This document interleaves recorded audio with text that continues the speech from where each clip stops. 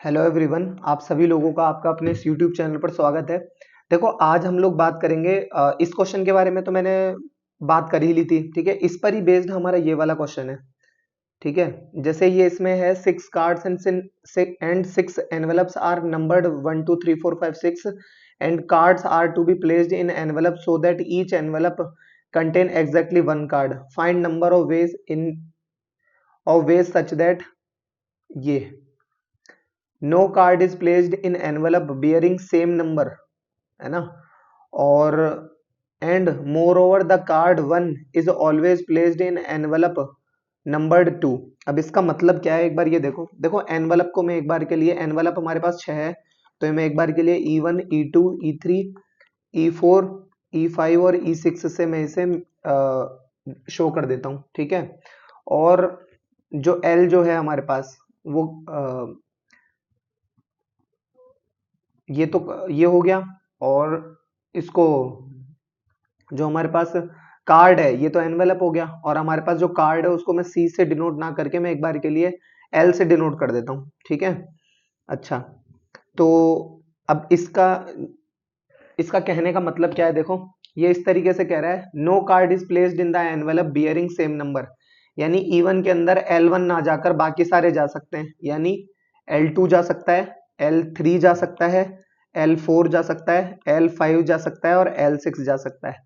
तो देखा जाए तो 3 और 2 5, 3 और 2 5, तो ये तो हो गया 5। और ना ये हमारे पास एनवेलप कितने 6, तो यानी 6 नंबर्स का डी डिवाइडेड बाय 6। क्यों?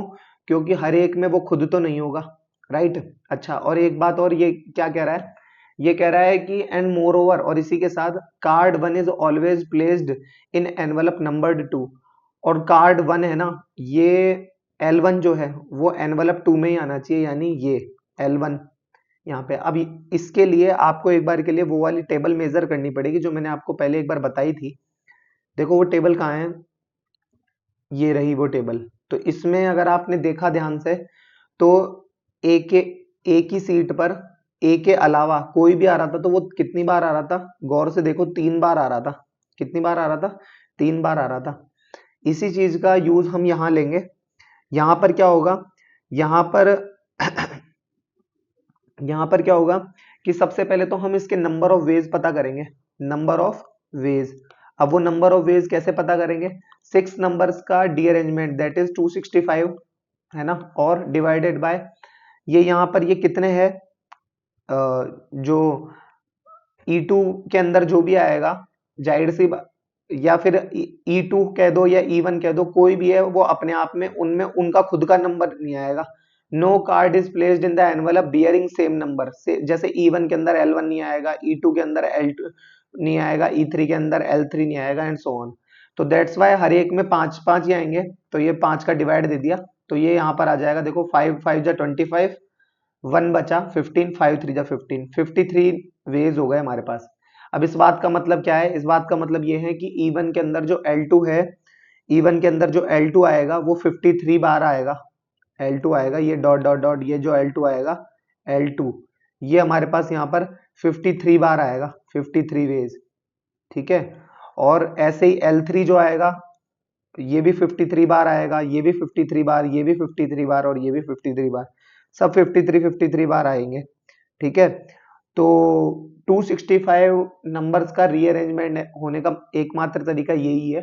तो ये यहाँ पर इस तरीके से 265 आ जाएगा, जिसमें कोई परेशानी नहीं आनी चाहिए आपको। ठीक है, उसके बाद देखो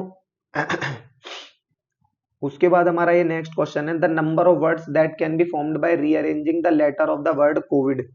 ठीक है, अब कोविड वाले वर्ड का आपको रीअरेंजमेंट करना है, और वो भी इस तरीके से करना है कि सच दैट, सबसे पहले तो एक बार देखो, COVID, ये इसकी इनकी सीट हो गई।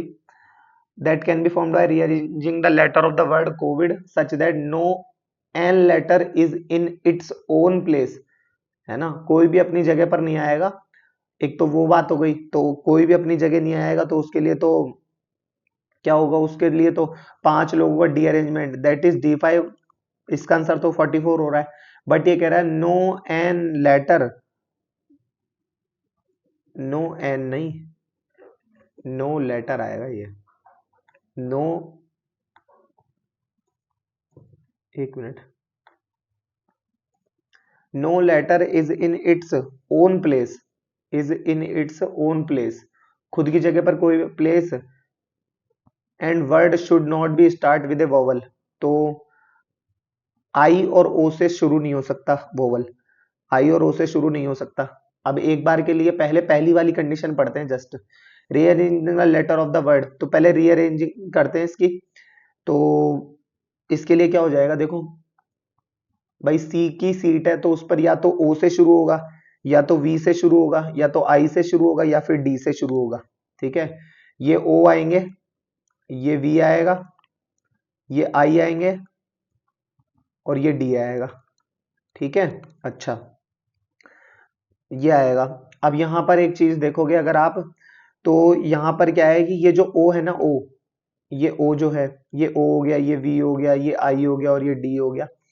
यहाँ पर कितनी कितनी बार आएगा वो आपको देखना पड़ेगा। अब पुराने वाले क्वेश्चन, इस वाले क्वेश्चन की तरह ये जो मैंने पहले कराया, या इसी का ही भाई है ये, देखो जैसे इसमें 6 थे तो मैंने 5 का डिवाइड दिया है 6 लोगों के डी अरेंजमेंट में, वैसे ही मैं इसमें 5 लोगों के डी अरेंजमेंट में कितने का डिवाइड दूंगा, 1 2 3 4, तो ये यहाँ पर 4 का डिवाइड देंगे, तो ये D5 कितना आ जाएगा यहाँ पर 11, D5 कितना आ जाएगा 11। अच्छा, तो अब एक बात इसमें जो ध्यान देने लायक है, ये कह रहा है no letter is in its own place, word should not start with a vowel, vowel से शुरू होना नहीं होना चाहिए कोई भी वर्ड। तो एक तो ये ओ वाला नहीं आएगा, और एक ये कितना वाला नहीं आएगा, एक आई वाला नहीं आएगा, तो ये दो, यानी एक तो वी वाला एक्सेप्टेड है और एक डी वाला एक्सेप्टेड है, तो ये दो नहीं आएंगे, ये दो नहीं आएंगे। तो ये D5 जो है, एक तो इसके लिए हो गया और एक वाला इसके लिए हो गया, तो 11 और 11 कितने हो गए, 22, 22, तो D5 की वैल्यू आ जाएगी आपकी इसकी 22। तो ये वॉवल से स्टार्ट ना हो, इसके नंबर ऑफ वेज जो है वो कितने हो जाएंगे, 22। ओके, अच्छा, अब उसके बाद देखो, अब हमारे पास नेक्स्ट अब क्या है आगे,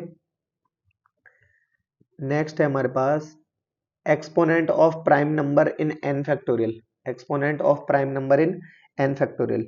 देखो इसको समझने के लिए आपको थोड़ा सा एक बार पहले पीछे चलना पड़ेगा, तो आपको चीज समझ में आएगी क्या है। देखो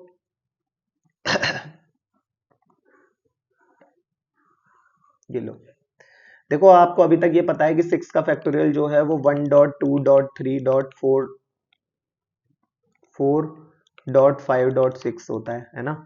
क्या हो यदि मैं आपको कहूं कि इसको इसके प्राइम फैक्टर्स की पावर के फॉर्म में लिखो, तो इसके प्राइम फैक्टर कौन कौन होंगे, एक तो 2 होगा, इसके मतलब 6 के फैक्टोरियल के प्राइम फैक्टर कह रहा हूँ, 6 के नहीं, है ना, 2 होगा, 3 होगा, और एक क्या होगा, 5 होगा, क्योंकि 6 भी होगा वो भी 2 इंटू 3 की फॉर्म में ही होगा, राइट। अच्छा, अब ये 2 का स्क्वायर बैठा है और ये 2 इंटू 3 बैठा है, तो एक इसका 2, एक ये 2 का स्क्वायर और एक ये 2, तो यानी 2 पावर 4 हो गया।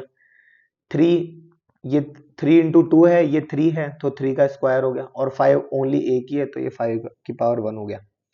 ठीक है, यहां पर अगर आप देखोगे तो ये जो 2 है ये तो क्या है, प्राइम नंबर, क्या है, प्राइम नंबर है, और ये 4 क्या है, ये 4 है इसका एक्सपोनेंट, एक्सपोनेंट। ओके, अच्छा, तो ये हो गया। अब जो क्वेश्चन पूछा जाता है वो कैसे पूछा जाता है, देखो क्वेश्चन पूछा जाता है कि 6 फैक्टोरियल में है ना, एक्सपोनेंट ऑफ 2 बताओ, एक्सपोनेंट ऑफ 2 बताओ। अब आप बोलोगे ये अभी निकाला तो है, एक्सपोनेंट ऑफ 2 4 आ तो गया, मैं ये बोल रहा हूँ इसका ये तो तब है जब 6 फैक्टोरियल एक छोटा नंबर है, जब बड़ा हो जाए तो उसके लिए क्या तरीका है, उसके लिए देखो एक तरीका है, 6/2 लिखो, प्लस 6/2 का स्क्वायर लिखो, प्लस 6/2 का क्यूब लिखो, plus dot dot dot dot dot. ठीक है, अब ये क्या है, ये बड़ा ब्रैकेट, यहाँ पर ये जो बड़ा ब्रैकेट है ये जो है ये ग्रेटेस्ट इंटीजर फंक्शन है, जो कि मैंने आपको बेसिक मैथमेटिक्स में भी पढ़ाया था, है ना, याद है ना, greatest integer function, greatest integer function. Okay, याद रखना ये बात, है ना। अच्छा, तो इसको काटोगे तो 2 को काटोगे 6 से, 3 3 का ग्रेटेस्ट इंटीजर फंक्शन 3 ही होता है, प्लस ये क्या है 4, और ये क्या है छः अपॉन 4 को काटोगे तो 3/2 दैट इज 1.5। उसका ग्रेटेस्ट इंटीजर फंक्शन जो है वो 1 ही होता है, प्लस ये क्या है 6/8, ये 0 पॉइंट समथिंग होगा, तो इसका ग्रेटेस्ट इंटीजर फंक्शन जो है वो 0 हो जाएगा, और बाकी सब में डिनोमिनेटर की पावर बढ़ती चली जाएगी, दैट्स वाई ये सब भी 0 होते चले जाएंगे। ठीक है ना, तो 3 और 1 कितना आ गया, ये 4। ऐसे आंसर आएगा ये एक्सपोनेंट ऑफ 2 का, दैट इज ये तो यहाँ पर आप प्रैक्टिकली चेक कर सकते हो, और ये फॉर्मूले वाइज। इसको एक और तरीके से देखो, जैसे कि मान लीजिए अगर ग्रेटेस्ट इंटीजर फंक्शन ऑफ 10 का फैक्टोरियल का पूछे, तो उसके लिए 2 की पावर अल्फा, 3 की पावर बीटा और 5 की पावर गामा मान लो। अब मुझे अभी कुछ नहीं पता अभी इसमें, ठीक है, और आपसे पूछा है मान लो alpha plus beta plus gamma पूछा है आपसे, ठीक है, तो इसके लिए क्या करें, तो देखो 10 का फैक्टोरियल तो 1 dot 2 dot 3 dot 4 dot 5 dot 6 dot 7 dot 8 dot 9 dot 10, ठीक है। अब इसको क्या इसको क्या क्या लिख सकते हैं, देखो ये 2 इंटू 5 है, ये 2 का क्यूब है, तो यानी मुझे 2 की पावर 4 तक तो मिल गया, 1 2 इसमें से मिल जाएगा, 2 की पावर 5, 2 2 इसमें मिल जाएंगे, 2 की पावर 7 और 1 2 ये रहा 2 की पावर 8, तो ये कितना आ जाएगा 2 की पावर 8, कितना आ जाएगा 2 की पावर 8। और जो आपसे क्वेश्चन पूछा जाएगा, एक तो ये हो गया मान लो, और एक मान, तो एक बार जरा पहले एक्सपोनेंट ऑफ 2 पहले पता कर लो, तो एक्सपोनेंट ऑफ 2 क्लियरली में दिख रहा है 2 की पावर 8, ये तो प्रैक्टिकली दिख रहा है, आप चाहो तो इसमें फॉर्मूला भी लगा सकते हो। फॉर्मूला का क्या तरीका है, 10 upon greatest integer function, 10/2 greatest integer function plus 10/2 का square greatest integer function plus 10/2 का cube greatest integer function plus dot dot dot dot, ठीक है। तो ये कितना हो जाएगा 5 का ग्रेटेस्ट इंटीजर फंक्शन 5, ये कितना हो जाएगा 10/4, 10/4 5/2, 5/2 कितना होता है 2.5 दैट इज 2, ये कितना है 2 का क्यूब 8, 8 का डिवाइड 10 में दोगे तो एक बार जाएगा, और बाकी सारे जीरो होते चले जाएंगे, 0 पॉइंट समथिंग के कारण, तो 5 और 2 7 और 1 8, ये तो आ गया। अब एक चीज बिल्कुल ध्यान से समझना, अल्फा बीटा गामा, देखो एक बात तो तय है कि अगर आप यहां देखोगे, ये जो ग्रेट 6 के फैक्टोरियल के टर्म पे देखोगे, तो जो 2 की जो पावर है उससे ठीक कम 3 की पावर है, मतलब कम 3 की पावर है, और उससे कम जो नेक्स्ट प्राइम फैक्टर आएगा उसकी पावर कम है, ऐसे ही होता चला जाता है। अब यहाँ पर अगर आप देखोगे तो ये जो अल्फा बीटा गामा है, अल्फा की पावर क्लियरली हम देख पा रहे हैं जैसा कि 8 आ गई है, अल्फा की पावर कितनी आ गई है 8, तो बीटा की पावर भी इसी तरीके से ही आएगी, मतलब बीटा की power in the sense beta की जो वैल्यू है वो भी इसी तरीके से आएगी। इसके लिए आपको क्या कर देना है 10/3, 10/3, फिर 10/3 का स्क्वायर, फिर 10/3 का क्यूब, तो 10/3 का क्यूब तो 0 हो गया, 10/3 का स्क्वायर यानी 9, तो 1 इसकी आ जाएगी, और 3.33 के कारण 3 इसकी आ जाएगी, तो 3 और 1 4, तो बीटा की वैल्यू इस तरीके से क्या आ जाएगी 4, बीटा की वैल्यू क्या आ जाएगी 4। अब गामा के लिए देखो, तो 10/5 यानी 2, 10/5 का स्क्वायर, बेड़ा गर्क, खत्म बात, ये तो यही खत्म हो गया, तो 10/5 यानी 2, तो बीटा की गामा की वैल्यू कितनी आ जाएगी हमारे पास 2। अल्फा बीटा गामा का सम करना आप जानते हो, 8 और 4 12 और 2 14, दैट्स वाई इसकी वैल्यू यहां पर ये जो है ये आएगी 14। ओके, ये लो, चलो आई बात समझ में। अब देखो ये यहां पर इसको थोड़ा सा स्टैंडर्डाइज कर दिया, ठीक है, ये लो, देखो exponent of prime number in n factorial, ठीक है, तो exponent of r in n factorial, तो उसका क्या तरीका है, देखो exponent of r in n factorial, n factorial, तो इसका तरीका भी अभी हमने देखा, greatest integer function of n upon r plus greatest integer function of n upon r का square plus greatest integer function of n upon r का cube, है ना, plus dot dot dot dot dot, clear. अब where r क्या है, prime number होंगे, देखा अभी आपने, ये ग्रेटेस्ट इंटीजर फंक्शन को डिनोट कर रहा है, एंड ऑल्सो नोट क्या, कि देखो जो 2n का जो फैक्टोरियल होता है, ठीक है, वो क्या होगा 2 की power n dot n factorial, और ये 1.3.5 dot dot dot dot up to 2n-1, ठीक है, ये आपको एज इट इज रिमेंबर कर लेना है, ठीक है। अच्छा, अब एग्जाम्पल के तौर पर देखो, if 53 factorial is equal to 2 power alpha, 3 power beta, 5 power gamma and 7 power delta. ठीक है, इस तरीके की से है ये। Then find the value of gamma equal to question mark. अब इसको कैसे करें, ध्यान से देखना जरा। तो गामा की वैल्यू आपको पता करनी है, जो कि 5 की पावर दे रखी है आपको क्लियरली, है ना। तो सबसे पहले आप क्या करो, फॉर्मूला लगाओ 53 अपॉन में 5, right, n upon r greatest integer function है ना। तो 50, तो gamma equal to 53 upon 5, 53 upon 5 greatest integer function plus 53 upon 5 का square plus dot dot dot dot, है ना।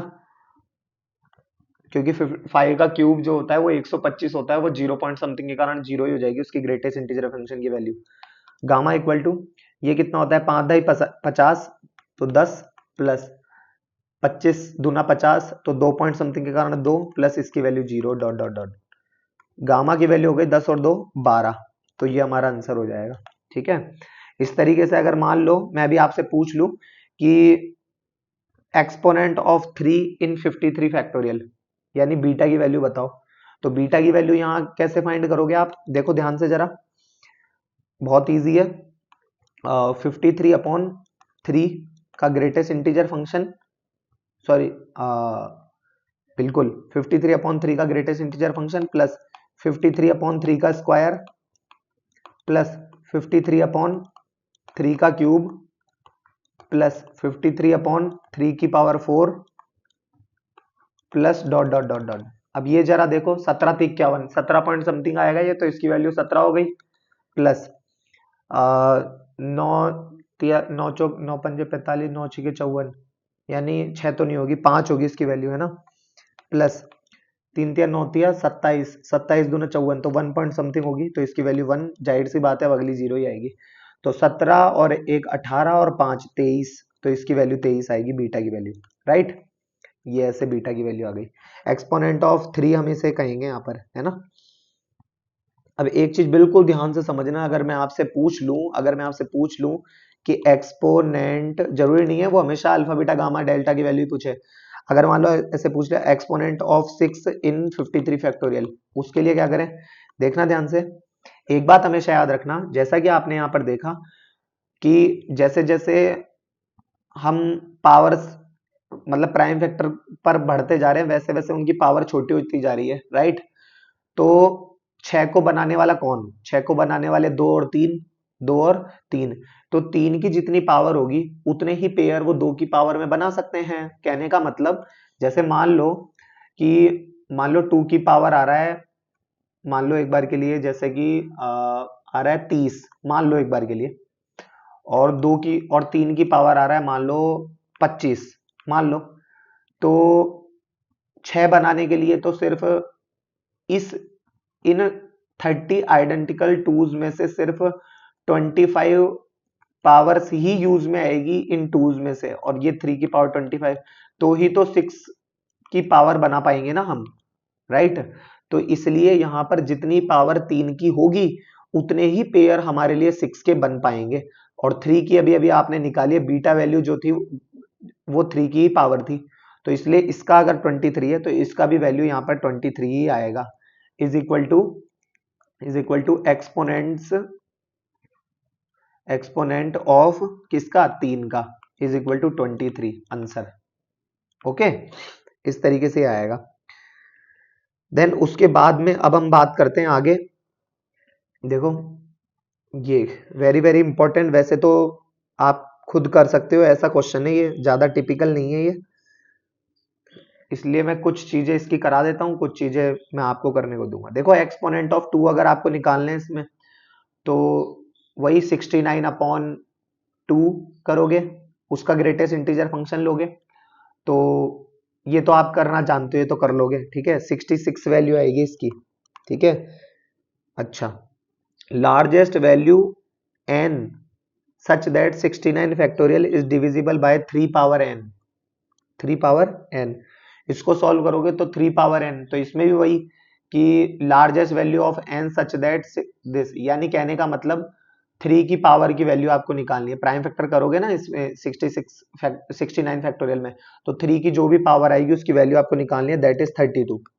ठीक है, एक्सपोनेंट ऑफ 6 इन 69 फैक्टोरियल आपको अच्छे से अभी अभी हमने बताया, मैंने आपको बताया कि मान लो 2 की जो भी पावर होगी उससे ठीक कम, मतलब उससे कम 3 की पावर होगी, और 3 की पावर जितनी होगी उतनी ही एक्सपोनेंट ऑफ 6 की वैल्यू होगी। तो एक्सपोनेंट ऑफ 6 यहां पर कितना आ जाएगा, is equal to exponent of 3, exponent of 3, तो that is also 32। Okay, number of ciphers, ये साइफर क्या है, ध्यान से सुनना, बिल्कुल ध्यान से सुनना। अगर मैं आपको ये कहूं 10,000, तो यहां पर नंबर ऑफ साइफर जो है वो 4 है। नंबर ऑफ साइफर क्या है, 4। तो कहने का मतलब साइफर जीरो को ही कहते हैं। ठीक है, नंबर ऑफ जीरोज को, ओके, जीरोज को, ओके। अच्छा, number of cyphers in end of 69। अब इसकी वैल्यू अगर आप यहां पर निकालते हो तो कहने का मतलब ये हो गया कि number of cipher in this, तो नंबर ऑफ 10 मतलब एक्सपोनेंट ऑफ 10 निकाल लो, क्योंकि 10 की जितनी पावर होगी भाई, इसको क्या कह सकते हैं आप, इसको 10 की पावर 4 ही तो कहोगे, इसको 10 की पावर, तो ये 4 यहीं से ही तो आया है ये, राइट। तो मतलब नंबर ऑफ एक्सपोनेंट्स ऑफ 10 आप यहां पर निकाल लो, एक्सपोनेंट ऑफ 10 इन 69 फैक्टोरियल निकाल लो। क्या, exponent of 10 in 69 factorial, exponent of 10 in 69 factorial. अब इसके लिए क्या करें, तो एक्सपोनेंट वही, इससे ठीक पहले कौन आएगा, मतलब 10 को कौन बनाता है, 10 को बनाते हैं 5 और 2, 5 और 2, और जाहिर सी बात है 2 की पावर ज्यादा होगी, 3 की पावर कम होगी, पहले 2 आएगा।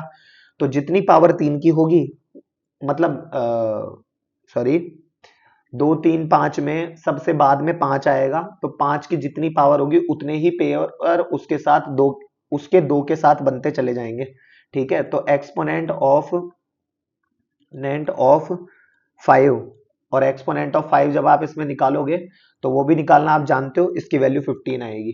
ठीक है, exponent of 12 in 69 factorial, in 69 factorial. अब इसके लिए क्या करें, इसके लिए आप फॉर्मूला जानते हो अच्छे तरीके से कि 69 upon 12 greatest integer function of 69 upon 12 plus greatest integer function of 69 upon 12 का स्क्वायर एंड ऑल।